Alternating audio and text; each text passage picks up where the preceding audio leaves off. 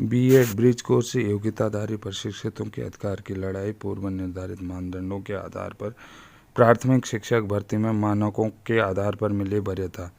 High court Nainital में क्या निर्णय होगा। बीएड ब्रिज कोर्स प्रशिक्षित बेरोजगारों का। सभी बीएड ब्रिज कोर्स साथियों को मेरा नमस्कार। सभी का मैं स्वागत करता हूं अपने YouTube चैनल सुरेंद्र सिंह बोरा में। साथियों, जैसा कि आप जानते हो, जब से बीएड ब्रिज कोर्स की याचिका माननीय उच्च न्यायालय नैनीताल में न्याय के लिए पहुंच गई है, तो तब से सोशल साइट पर भारी हलचल शुरू हो गई। तमाम तरह के कमेंट्स हमारे पास पहुंच रहे हैं। बहुत सारे साथी कह रहे हैं कि भर्ती को होने ही मत देना।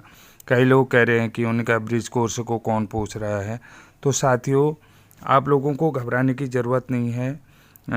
सब लोगों को बोलने का अधिकार है, सभी लोग बोल सकते हैं।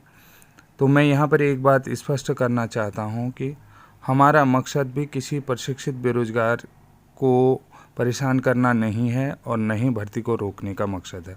हमारा कोर्ट जाने का मकसद सिर्फ अपने अधिकारों को प्राप्त करने का है। साथियों, अब हम बात कोर्ट में सुनवाई की करते हैं। जैसा कि आप सभी जानते हैं, केस संख्या 223 की सुनवाई 28 जून को डिवीज़न बेंच में होनी थी।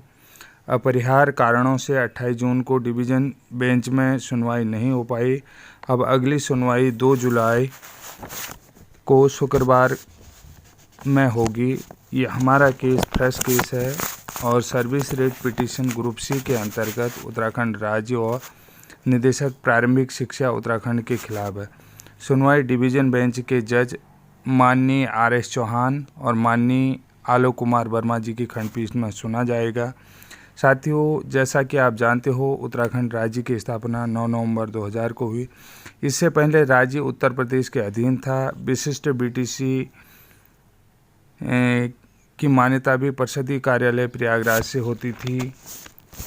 राज्य में वर्ष 2000 से 2016 तक बिना मान्यता के विशिष्ट BTC और विशिष्ट DLED अपने डाइट संस्थानों में करवाए, जिस कारण से लगभग 13,000 शिक्षकों की नौकरी खतरे में आ गई थी।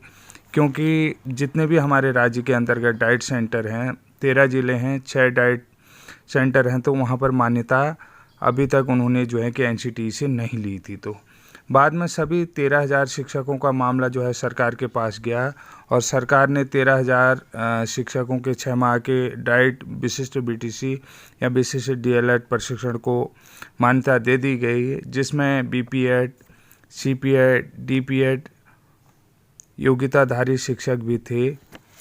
जबकि उनके लिए जब सरकार झुक सकती है, तो ब्रिज कोर्स का प्रशिक्षण MHRD और NCTE के मानकों के आधार पर है और राइट टू एजुकेशन 2009 के सभी मानकों को पूर्ण करता है। शिक्षा का अधिकार अधिनियम 2009 के आधार पर जितने भी बीएड ब्रिज कोर्स शिक्षक हैं, वो कक्षा 1 से 5 तक पढ़ाने के लिए सरकारी विद्यालय हो या प्राइवेट विद्यालय हो, पूर्ण रूप से योग्य हैं और उनकी सारी शिक्षक पूर्व प्रशिक्षण योग्यता धारी हैं। उन्होंने अपनी सारी